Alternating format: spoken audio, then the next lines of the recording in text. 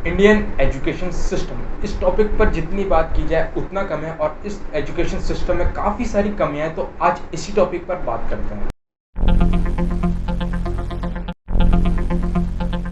Indian education system में बहुत सी कमियां हैं और कुछ कमियां मैं आप लोगों के लिए चुनकर लेकर आया हूं और इस वीडियो के एंड में मैं कुछ सॉल्यूशन भी बताऊंगा, इसलिए वीडियो को एंड तक जरूर देखें।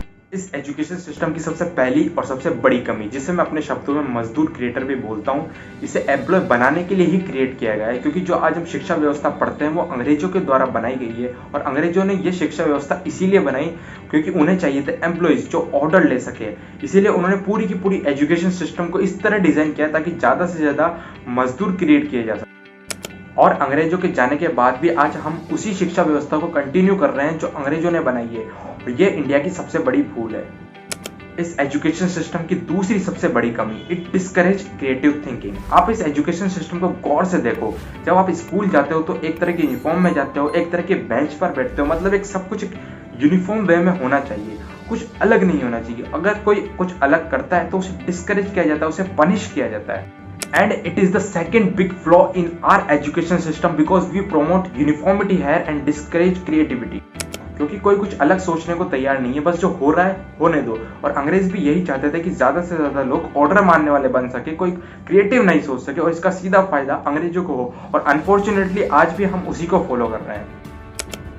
और तीसरी सबसे बड़ी कमी, जिसे मैं अपने शब्दों में रट्टा मार प्रोसेस भी बोलता हूँ, आप स्कूल में बच्चों को क्या सिखाते हो? साल भर एक बुक पढ़नी है, एक एक करके सारे चैप्टर्स पढ़ने हैं, फिर उन सब का एक साथ रट्टा मारना है और एग्जाम में जाकर वर्ड टू वर्ड वही छाप कर आ जाना है। फिर आपको बड़े बड़े नंबर मिल जाएंगे, आपकी हर जगह तारीफ होगी और आपकी यही रट्टा मारने की प्रोसेस को लाइफ टाइम टेस्ट किया जाएगा और इसी से हमें बताया जाएगा कि आप एक गुड स्टूडेंट हो या फिर बैड। लेकिन ये भी तो सोचो, किसी की रट्टा मारने की क्षमता से आप उसके स्किल और आईक्यू का कैसे टेस्ट कर लोगे? लेकिन नहीं, हमारा एजुकेशन सिस्टम इसी तरह काम करता है। There is no need of skill and IQ in our education system. और इस सिस्टम को देखकर मैं काफी फ्रस्ट्रेटेड होता हूँ और आप भी होते होंगे, क्योंकि यहाँ पर ना तो स्किल का टेस्ट हो रहा है ना फिर आईक्यू का। यहाँ पर सिर्फ रट्टा मारने की प्रोसेस को बढ़ावा दिया जा रहा है। तो इस सब के बाद अब मैं कुछ सॉल्यूशंस पे भी बात कर लेता हूँ कि इस सब के क्या सॉल्यूशंस हो सकते हैं। तो इसका सबसे पहला सॉल्यूशन है NEP 2020 which is new education policy 2020। इसमें काफी ऐसे सॉल्यूशंस है जो रेवोल्यूशनरी है और जो काफी चेंज ला सकते हैं। It is the first step to change our education system. But अभी भी एक प्रॉब्लम है, वो है इम्प्लीमेंटेशन। कि इम्प्लीमेंटेशन कब होगा और कैसे होगा? क्योंकि कहने में तो सब कुछ इजी लगता है बट इम्प्लीमेंटेशन सबसे बड़ी चुनौती है, क्योंकि पूरी तरह चेंज आने में शायद 10 से 12 साल भी लग जाए।